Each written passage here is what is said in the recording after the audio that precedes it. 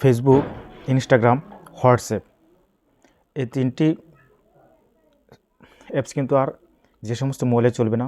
যেমন ধরেন 2013 কিংবা এর পূর্বে যে সমস্ত ফোনগুলো লঞ্চ করেছিল এই সমস্ত ফোনে কিন্তু আর এগুলো চলবে না। তো এটি কিন্তু 31 ডিসেম্বর 2024-এর পর থেকে 1 জানুয়ারি 2025 থেকে এটি কিন্তু মেটা কর্তৃপক্ষ কিন্তু এটি অফ করে দেবে। আর যে সমস্ত ফোনগুলো অফ করে দেবে এটি কিন্তু আমি এটি আপনাদেরকে দেখিয়ে দিচ্ছি যে কীভাবে আপনি চেক করবেন এবং কিভাবে আপনার ফোনটি বুঝবেন যে আসলে এটি কি চলবে কি না চলবে না। এখানে দেখেন রয়েছে এই যে স্যামসাং গ্যালাক্সি S3,